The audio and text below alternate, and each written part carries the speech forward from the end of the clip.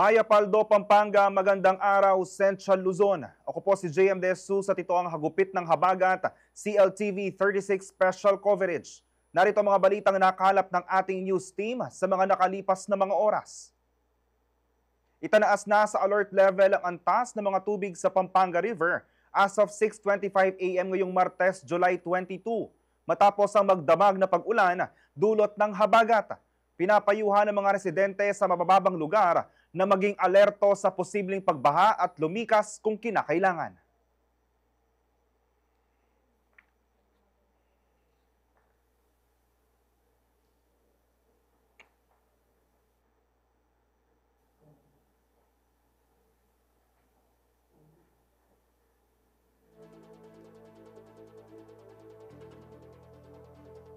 Samantala, nalubog na rin sa baha ang bahagi ng makasaysayang simbahan ng Barasuain sa lungsod ng Malolos, Bulacan dahil sa walang tigil na ulan. Hindi lamang ang patso kundi maging ang loob ng simbahan ay pinasok ng tubig baha na umabot pa hanggang sa unang palapag ng santuaryo. Patuloy naman ang pagbabantay sa sitwasyon ng simbahan.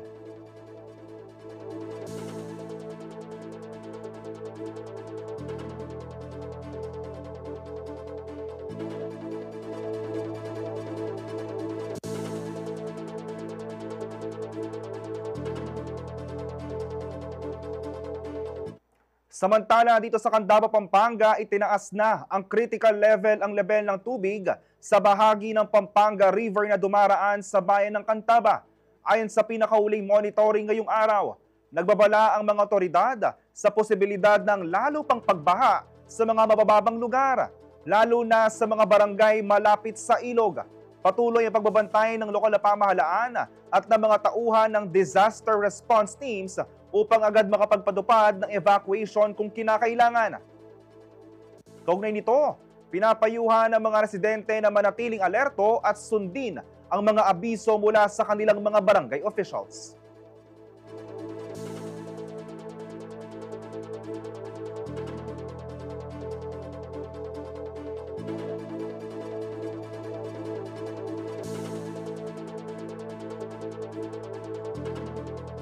Umabot na sa 162 barangay mula sa 16 na LGU ng lalawigan ng Pampanga ang apektado ng patuloy na pagbaha bunsod ng habagat.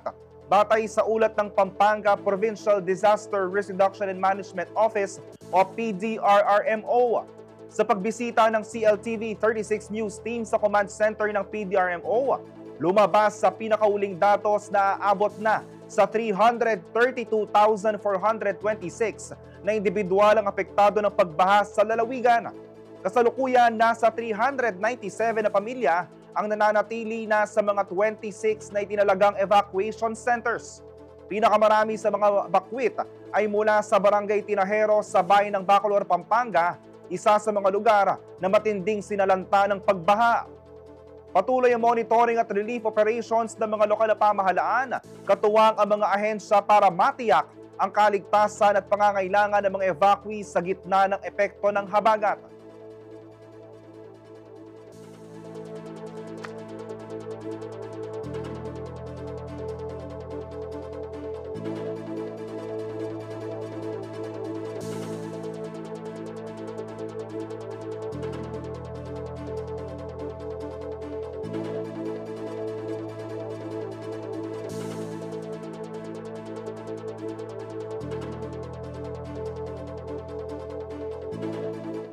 Samantala, para naman sa ating mga kabalan at karehiyon na nakakaranas at nangangailangan ng tulong, maaari po kayong magpadala ng mensahe sa ating Facebook Live na inyo napapanood ngayon sa inyong mga telepono upang kami ay makapagpadala ng impormasyon sa malapit na PDRMO o CDRMO sa inyong lugar upang maaksyonan ng inyong kinakailangan na tulong. Magbigay lang po ng inyong pangalan, address at inyong numero upang kayo ay makakontak ng malapit na magbibigay ng tulong sa inyo. Samantala, sa ipinadalang CTREP ng Pampanga Disaster Risk Reduction Management Office na may petsang July 21, 2025, bandang 1:00 ng hapon, meron ng 132 barangays ang lubog na ng baha mula sa 14 LGUs. Sa Florida Blanca, merong isa may dalawang barangay na. Ito ang San Antonio at ang Maligaya. Lahat ng street at purok ay baha na dito na may 3 to 4 feet. Samantala, sa bayan naman ng Masantol, ito mga kabalen, meron na tayong 26 na barangay ang baha. Ito ay ang Barangay Alauli, Barangay Bagang, Barangay Balibago, Barangay Nugi, Barangay Sagrada, Barangay Sapang Kawayan, Santa Lucia Anak, Santa Lucia Matua, Santa Lucia Wakas, Santa Lucia Pagyaba, San Isidro Matua, San Isidro Anak, Santo Niño, San Nicolas, Bebe Anak, Bebe Matua, San Agustin, Santa Monica, San Pedro, Bulacus, Cambasi, Santa Cruz, Palimpe, Malauli, Barangay Suwa at Barangay Puti. Dito naman po sa katabi niyang bayan, ang bayan ng Macabebe, meron na pong 25 barangay ang lubog na po sa baha. Isa-isahin po natin. Ang Barangay Batasan, lahat po ng purok, meron po itong 1 hanggang 4 feet na baha. Sa Barangay Kaduang Tete naman, buong purok naman din ang baha dito na merong 2 to 4.5 feet. Sa Barangay Candelaria naman, buo din, lahat ng purok at street ay baha na rin dito na meron ding 2.5 to 3.5 feet ang taas ng tubig. Sa Barangay Castuli naman, meron po tayong 1 hanggang 1.5 feet na taas ng tubig. Sa Barangay Consuelo, meron po tayong dito po based sa SITREP na pinadala ng PDRMO dated July 21, 1 p.m. Barangay Consuelo, meron po tayong 2 feet na taas po ng baha. Sa Barangay Dalayap naman, purok 1, 2 at 3, meron din tayong taas ng tubig na 2 feet. Patuloy natin mga kabalen, sa Barangay Matagiti, Barangay San Esteban, Barangay San Francisco, Barangay San Gabriel, Barangay San Isidro, San Jose, San Juan, San Rafael, San Roque, San Vicente, Santa Cruz, Santa Lutgarda, Santa Maria, Santa Rita, Santo Niño, Santo Rosario, Saplat David, Takasan at Telaksan. Sa bayan naman ng Minalin, Pampanga, meron tayong 13 barangay na nai-report mula dito sa pinadalang SITREP ng PDRMO dated July 21, 1 p.m. Ito ay yung makikita nyo sa inyong mga TV screens ang 13 barangay na apektado ditong habagat sa bayan ng Minalin. Barangay Santo Rosario, Santa Rita, San Pedro, Bulac, Dawe, Maniago, Saplad, San Isidro at Santa Maria.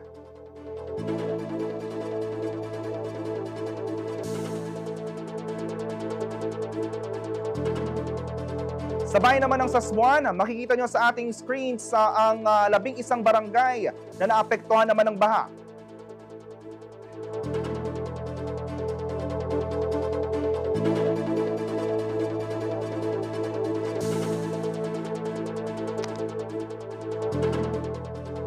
Sa syudad naman ng San Fernando, meron tayong 11 barangay.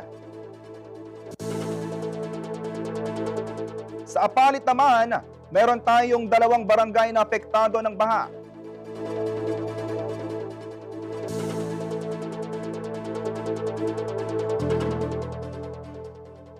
Habang 6 na barangay naman ang apektado sa bayan ng San Simon.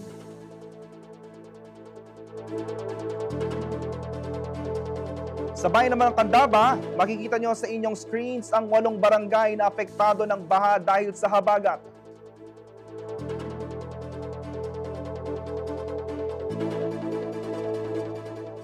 Sa bayan ng Mexico at Santa Rita, merong tig-2 barangay ang apektado dahil sa patuloy na paglakas ng ulan na habagat.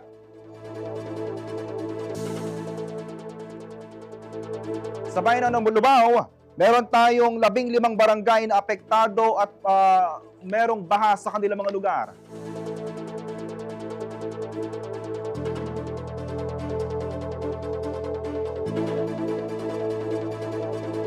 Sa bayan naman ng Bacolor, meron tayong 1 barangay at sa bayan ng Guagua na meron namang 8 barangay. Paalalang po mga kabalen, itong SeaTrip na aming pinapakita ngayon ay pinadala ng PDRMO sa atin na may date na July 21, 1:00 ng hapon.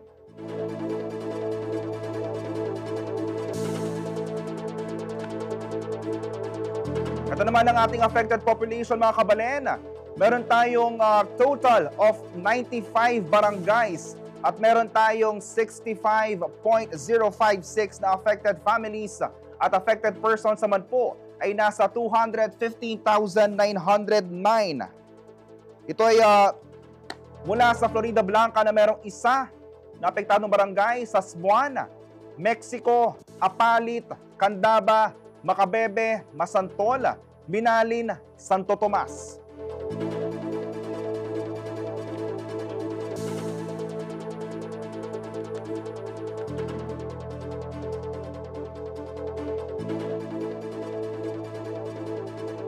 Ito naman ang mga evacuation centers na active ngayon. Paalala lang po, ito pong datos na ito ay July 21, 1 p.m.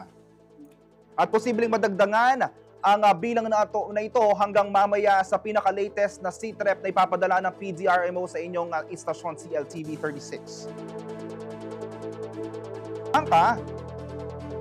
Meron po tayong 1 barangay na active ang evacuation center. Ito po ay sa Barangay Maligaya.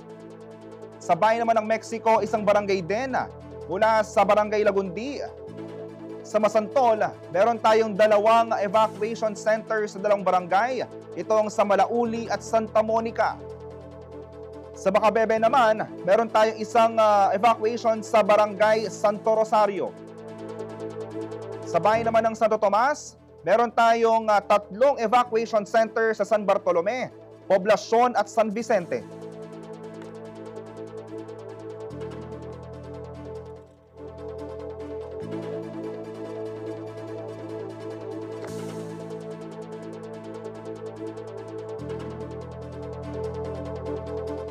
Dito naman tayo pumunta sa Cost of Assistance Extended. Muli, ito po ay ang SeaTrip na ipinadala ng PDRMO nitong July 21, 1 p.m. Nagpadala na ang DSWD ng 8,527 pieces of family food packs para po sa bayan ng Macabebe. Meron din pong 4,235 na piraso ng family food packs para naman po sa bayan ng Masantol.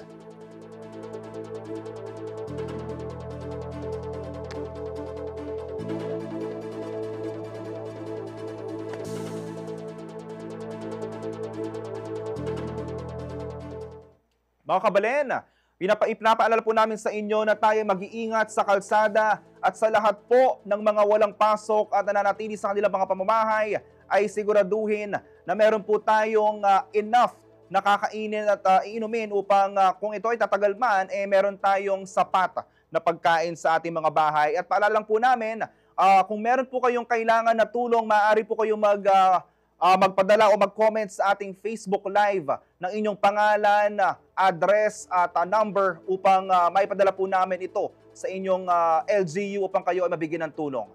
Ngayon, alamin naman po natin ang sitwasyon sa kabisera ng ating lalawigan.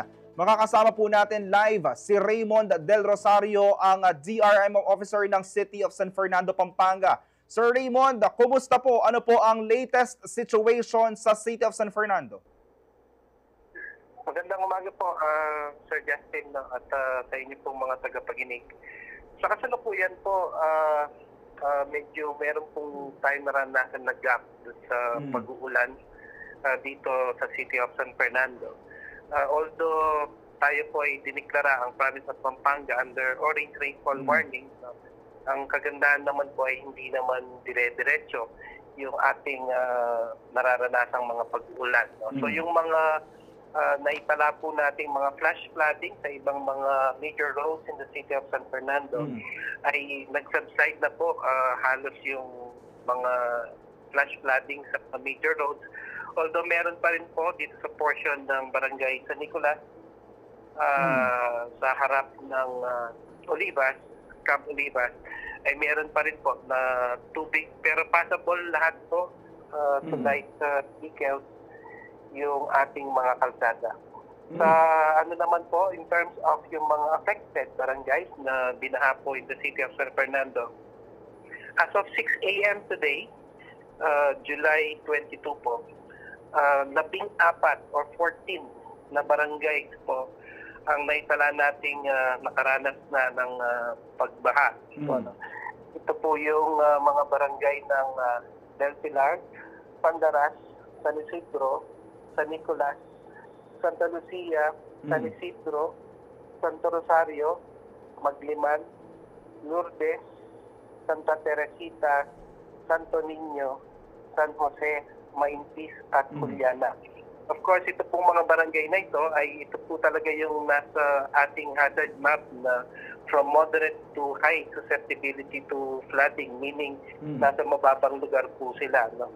Ang average depth or lalim po ng baha na naitala po natin ay 1 to 2 feet at meron po tayong 3 feet na naitala dito sa may Barangay San Pedro doon sa tinatawag na 23 hectares. Which is mababa po talaga yung elevation doon sa elevation sa kalsada. So nagiging catch basin po yung lugar po na yun. No? All in all, kahapon po nag-conduct na rin tayo, nagbigay na ng initial na ayuda doon sa mga most affected, ang ating pong CSWTO at yung mga kasamahan natin sa CDRMO ng mga goods. Po, no? Initially, 365 po yung naipamahagi. Pero yung dun sa assessment po ngayon, na recent assessment po natin, base dito sa 14 na barangay na affected po ng pagbabaha, ay initially 3,000 families yung, more or less, 3,000 families yung apektado po, no? Kasalukuyan po ituloy-tuloy yung pag-assess ng mga DRRM personnel at mga social workers po natin at naghahanda dun sa mga pagbibigay ng mga ayuda doon sa mga higit na nangangailangan po sa ngayon. No? At this time, wala naman pong untoward incident na namomonitor po tayo at sabi ko nga po kanina, ngayong kasalukuyan ay wala pong pag-uulan na naranasan dito sa syudad ng San Fernando. Sir Raymond, para naman po sa lahat ng ating motorista nakakapanood lang ng ating live, gusto po nilang update, pwede po ba nating ulitin ano ang mga lugar na baha, ano ang mga lugar na hindi passable dito sa syudad ng San Fernando? Nakita po natin kanina sa ating screens yung update mula sa Siposco na 8:30 AM po ngayong araw. Pero ngayon po ba, meron po ba mga kalsada na hindi po pwedeng daanan ng mga sasakyan? As of this time po, sir, yung ating mga major roads, no, in the city of San Fernando, passable po lahat ito sa mga vehicles, no, even light vehicles. Ang kagandahan nga po, hindi tuloy-tuloy yung naitatala nating mga pag-ulan at nagkakaroon ng gap. Dahil po dito, nagsasubside po ang tubig, no, at hindi na overwhelmed yung ating mga drainage system. So as of this time po, passable po lahat yung ating po mga kalsada in the city of San Fernando. Yes, Sir Raymond, gusto ko naman pong itanong ngayon, kumusta po ang flood control infrastructures po ng syudad San Fernando ngayon?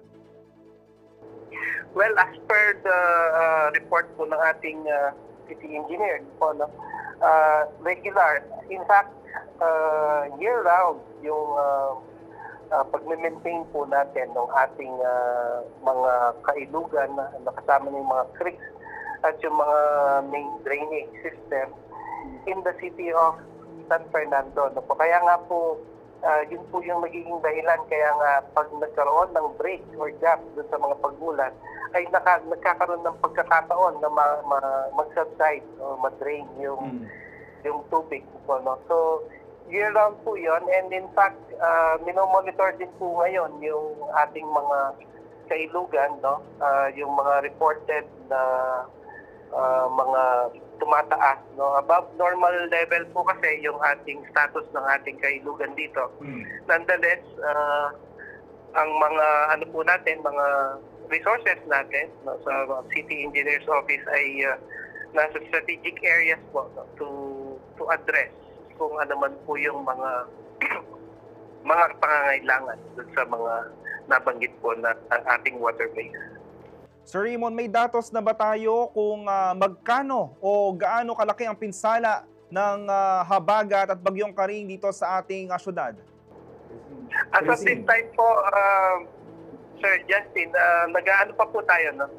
Continuous pa rin po yung ating assessment, no? Na nabanggit ko nga po kanina. Nasa mga barangay ngayon, yung ating mga tao ng DRM at ng CSWDO. Kinoconsolidate po natin ito at yun nga po yung ginagawa natin ngayon is yung na-assess natin yung extent of damages kung meron man at yung more importantly yung mga pangangailangan o mga needs ng mga affected natin. So we are yet to consolidate po yung ating assessment report. Yes, Sir Raymond. Meron lang po tayong comment dito sa ating Facebook Live. Gusto lang po namin ipahatid na meron daw po dito sa may Greenville Subdivision, hindi daw po ito possible. Sabi po ni Ma'am Annalyn Catumanyo. Baka sakaling pwede po natin tignan ang sitwasyon nila doon. At ngayon, Sir Raymond, gusto ko din pong malaman, kumusta po yung mga barangay sa norte, yung mga northern part po ng ating syudad? Well, yun pong ating noted on the doon sa Greenville. Papaano po natin yun, pero kagabi nagpapunta na rin po tayo ng tao diyan, pero papavalidate po natin ulit ngayon.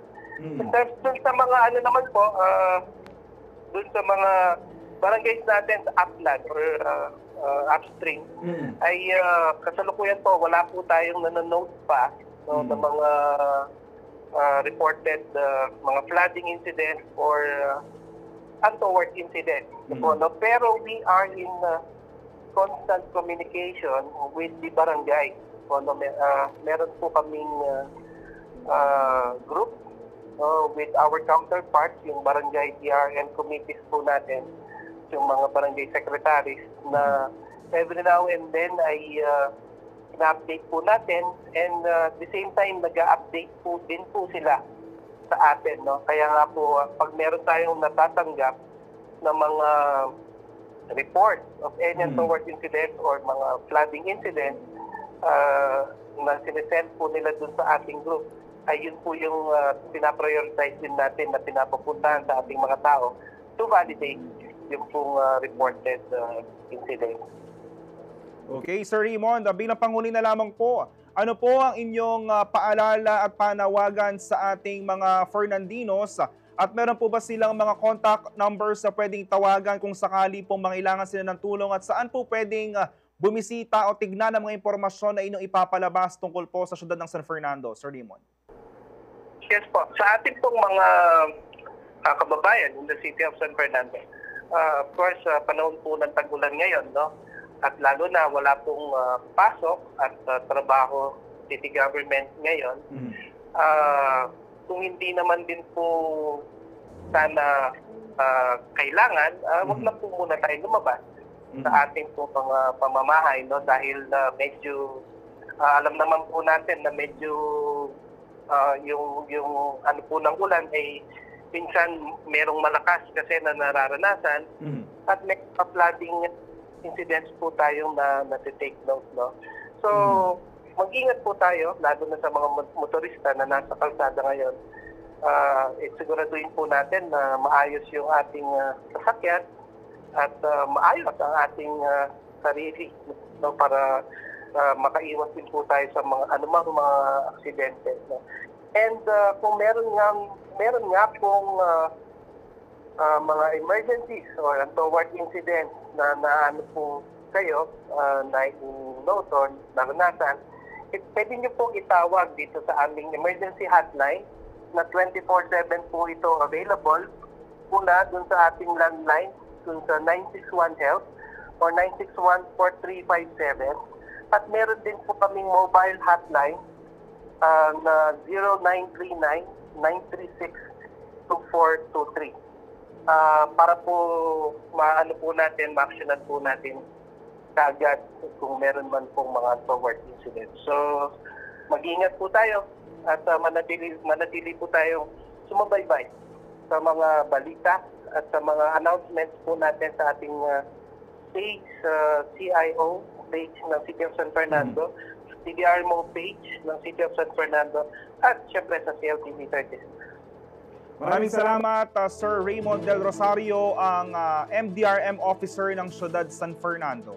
Ngayon po ulitin po natin, para sa lahat po ng gustong humingi ng tulong mula sa kanila, ay pwede pong kumontak sa 961 Health o 961-4357 o 0939-936-2423. Ayan po ay ang para sa Syudad ng San Fernando.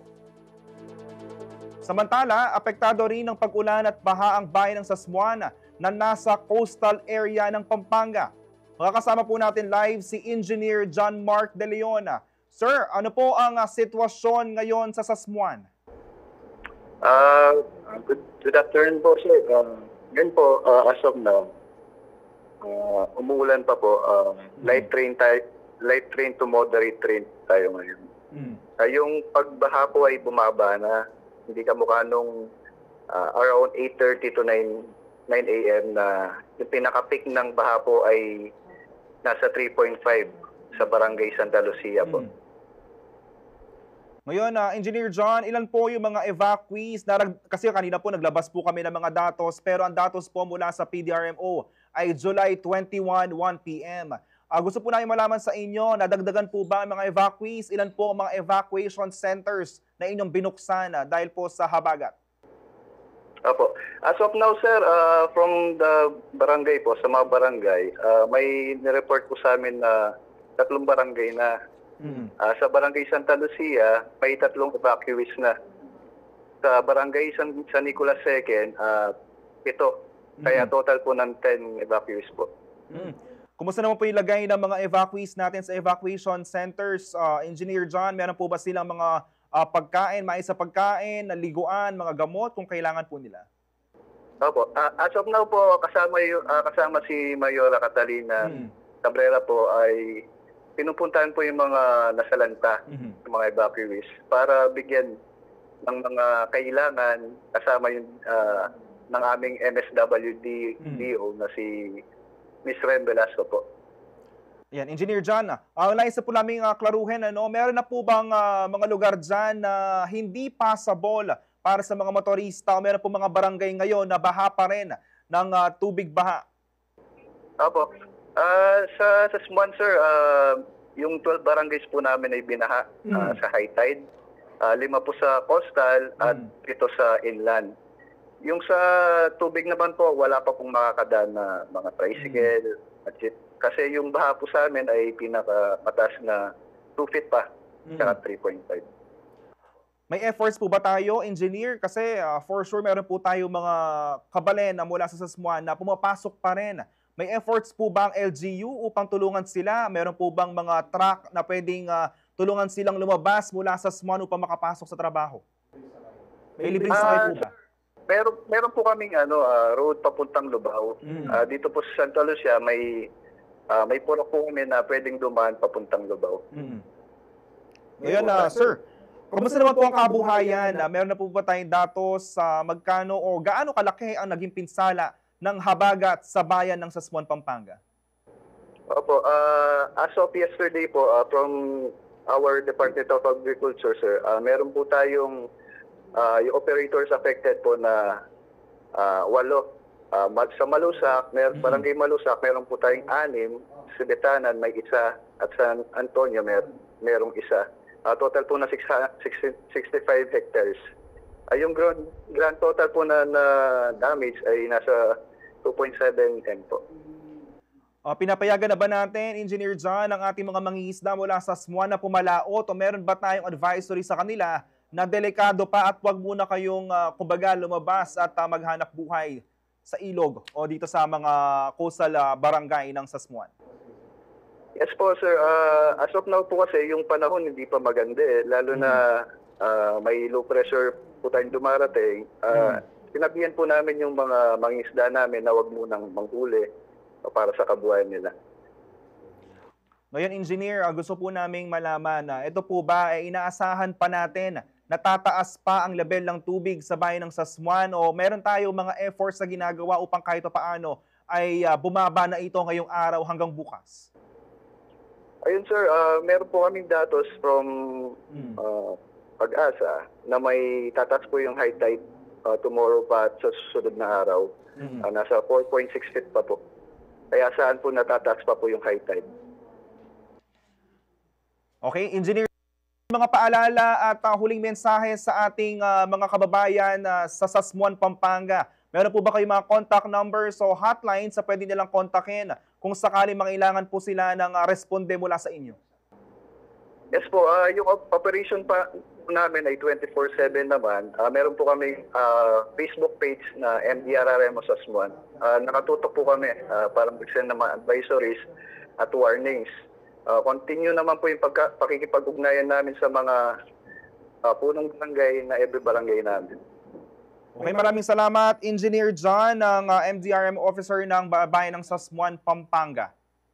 Samantala, manatili po kayo nakatutok dito sa special coverage ng CLTV 36 ng Hagupit ng Habagat. Ako po si JM De Jesus, magbabalik po kami.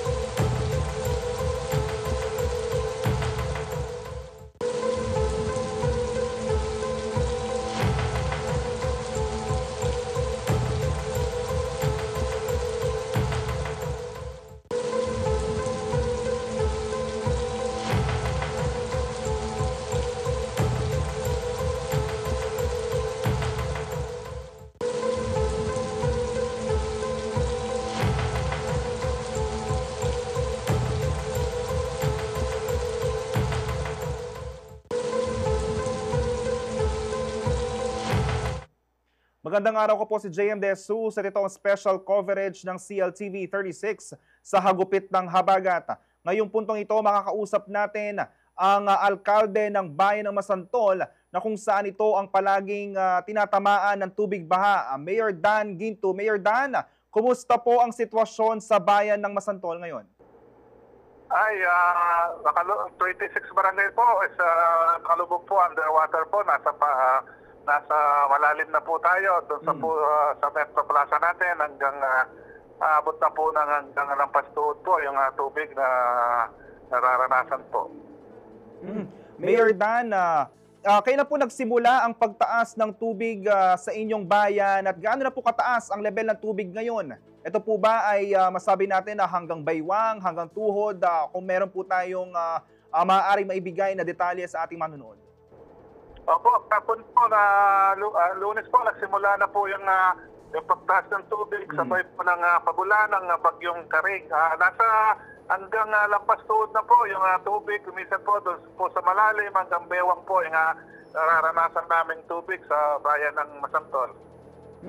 Mayor Dan, ito po ba ay nagiging dahilan ito po ba ay magkakaroon na ba tayo ng deklarasyon ng state of calamity sa bayan?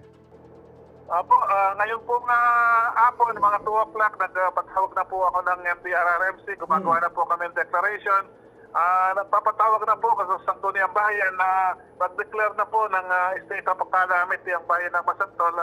Talaga pong 26 barangay po, malalim po ang tubig.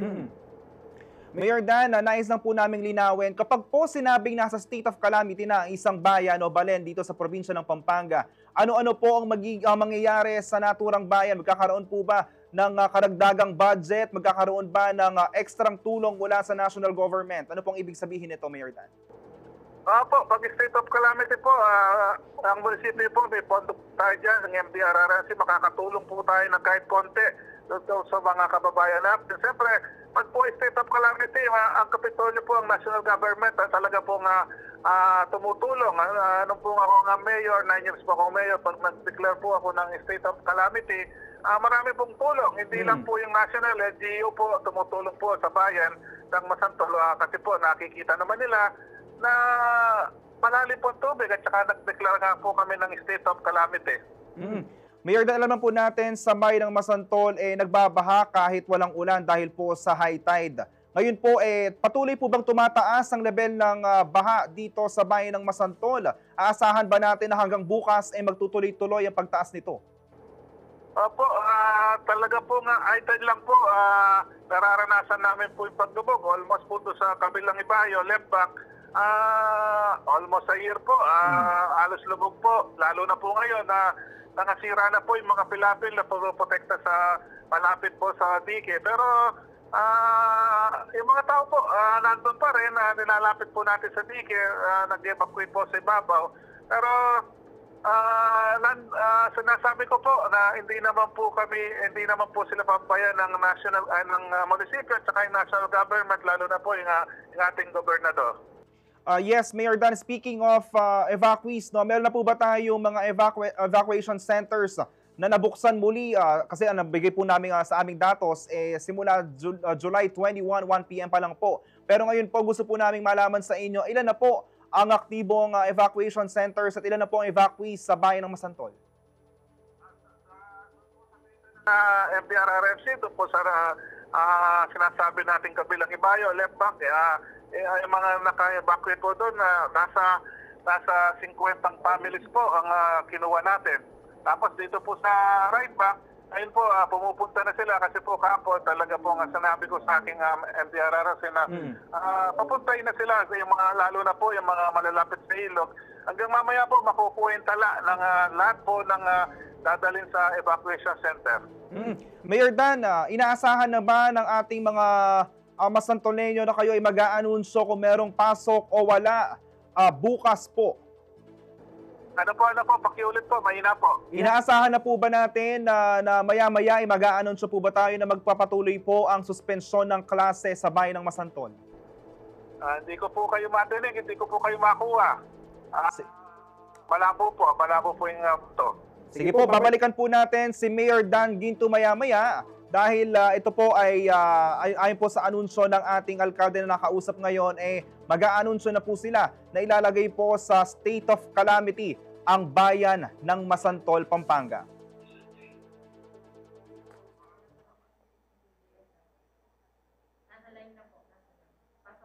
Samantala, mga kasama naman natin ngayon na magbibigay ulat sa kanyang mga nabisitang lugar, ang ating senior reporter na si Paulo G. Santos. Paulo, kumusta ang iyong pag-iikot dito sa ating probinsya Pampanga?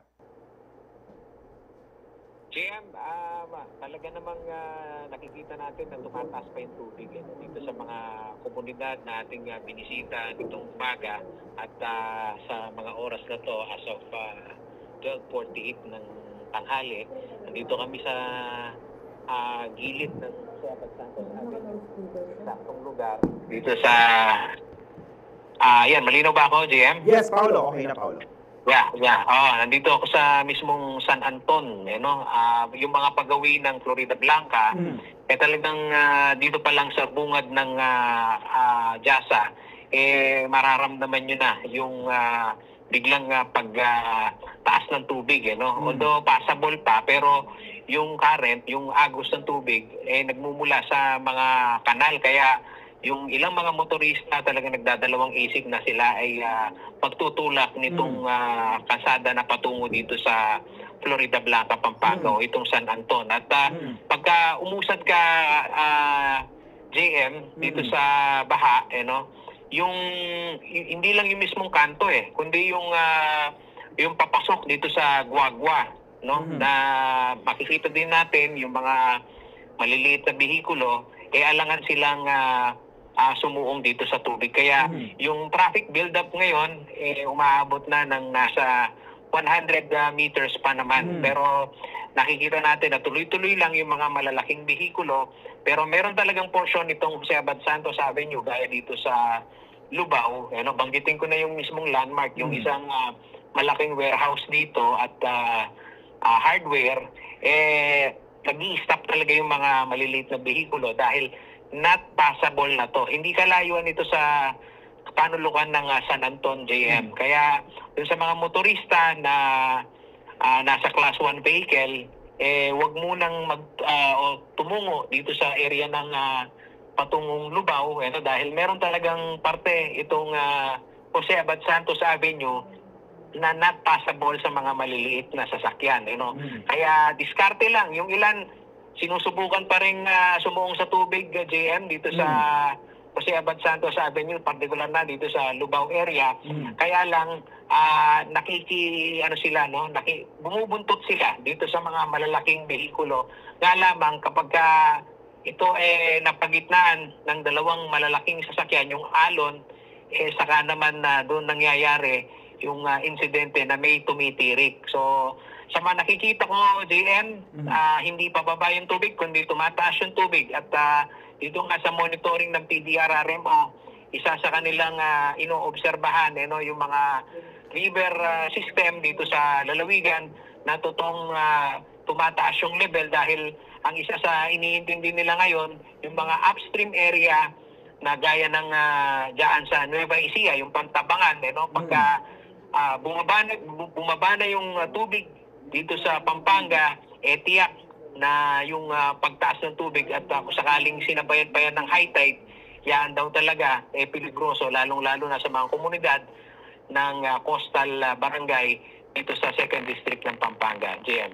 Kuyang Paulo, gusto ko malaman sa inyong pagbaybayo, pagbiyahe papuntang Lubao area at Florida Blanca, meron ba kayong mga ibang lugar na napansin na hindi rin passable na kayo mismo ay nakuha pang umikot o kumuha ng ibang, tumahak ng ibang kalsada dahil mataas na ang tubig baha? JM, so far, dito naman sa siyudad ng San Fernando at area ng Mexico, ang buti, yung mga dating binabaha, gaya dyan sa commercial district ng Lagundi, yung malaking mall dyan, yung katabing malaking mall.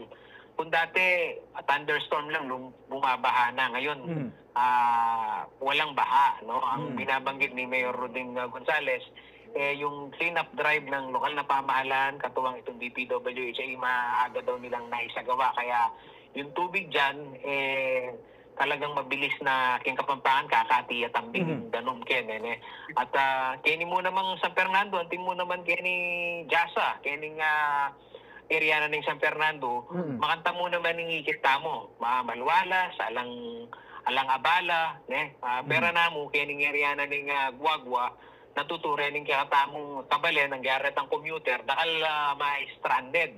Marami tayong mga nakita dito mga pasahero na stranded, umaabang ng mga provincial bus na patungo ng Bataan. Kaya sila pansamantalang tumitigil dito sa mga commercial area dito sa area ng Lubao, o area ng Guagua upang makaabang ng masasakyan na JM. Pero sa ating pag-iikot dito sa mga magkakatabing bayan dito naman sa area ng Bacolor, ang pinakikitunguhan lang nila na barangay dito na talagang not passable din yung mga barangay road yung sa area ng Tinahero. Pero so far dito naman sa kahabaan ng Jasa, ang nakikita lang natin na problematic yung portion ng Lubao na nasa ang tansya ko dito siguro mga 200 meters yung stretch ng baha.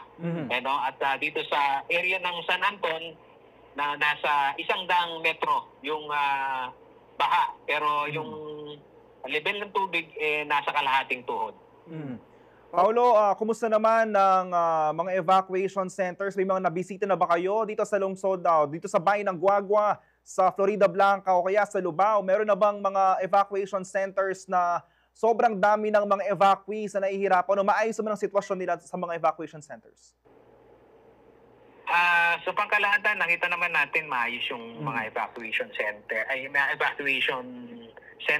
na yan talagang isa sa mga pinaghahandaan ng mga lokal na pamahalaan. Sa totoo lang, may nakita talaga tayo na sa kanilang pagposisyon ng mga bakwit, hindi lang yung makakain yung kanilang ibinibigay, kundi yung maayos na matutulugan. Merong mga tent na yan sa kada conforme sa pamilya, pag malaki yung pamilya, 2 tent yung ibinibigay. So sa mga convention center at basketball court na malimit dyan ng mga evacuation center, talaga namang maayos na nakaposisyon yung ating mga kabalan na bakwit.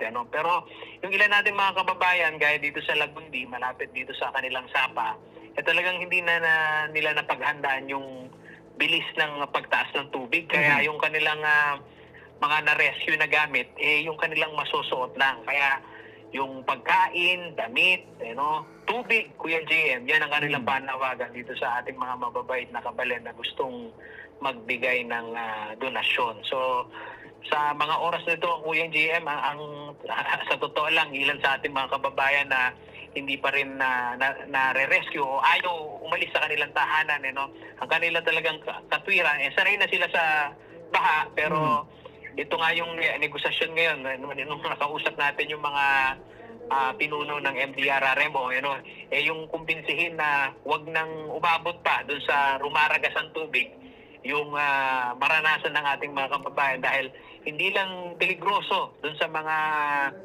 residenteng nire-rescue, kundi doon sa mga magre-rescue dito sa ating mga kababayan. So yun yung habilin ng mga lokal na pamahalaan, Kuya JM. Maraming salamat, Paulo G. Santos. Mag-iingat kayo ngayong araw.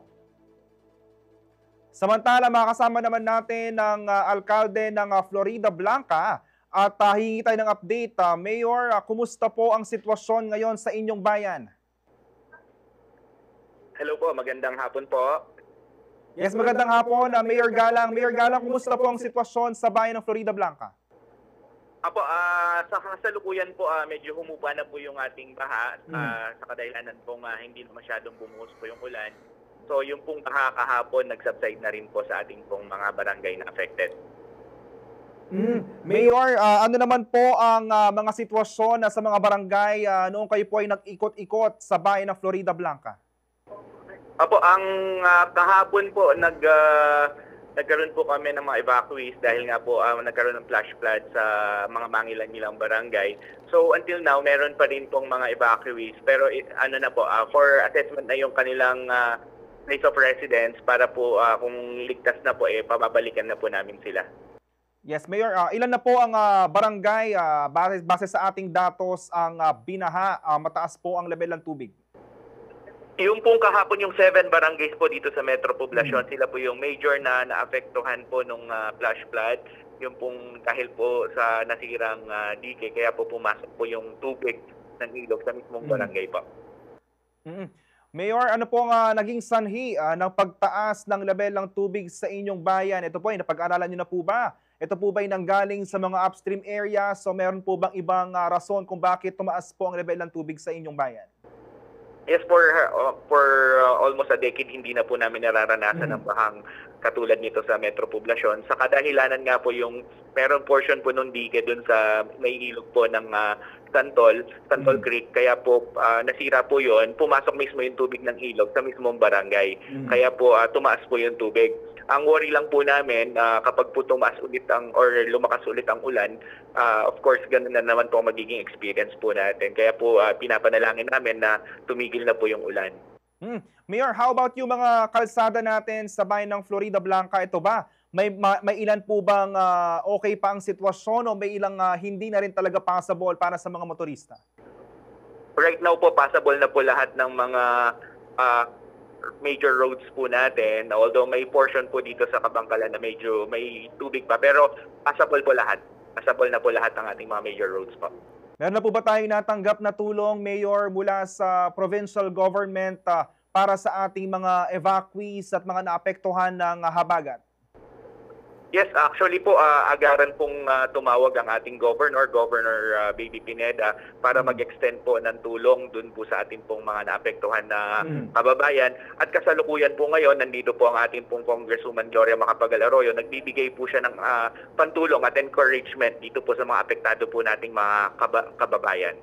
Pero sa ngayon, Mayor, ano ba ang, ano pa ang tulong na kailangan ng inyong bayan sa ngayon? Kailangan ba ng ekstrang magresponde o meron po bang ibang kailangan pa na bigyang atensyon?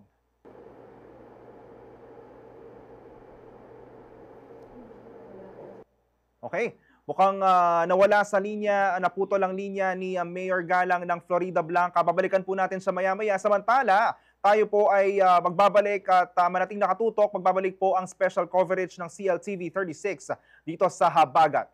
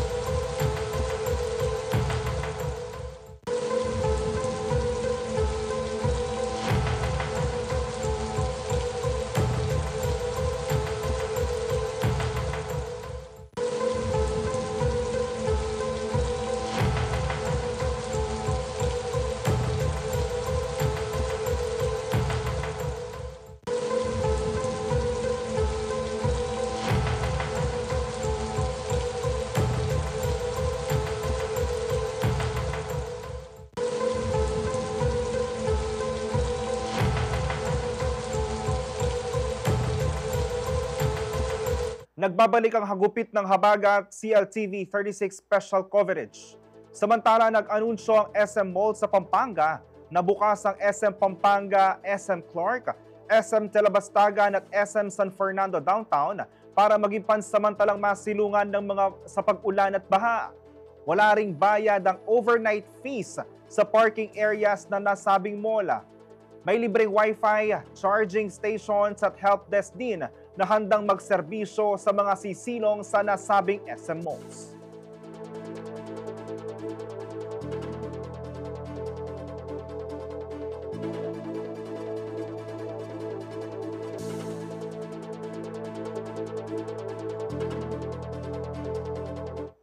Abangan mamayang alas 2 ang susunod na update hinggil sa hagupit ng Habagat. Ako po si JM De Jesus. Magandang araw, mag-iingat po tayo lahat.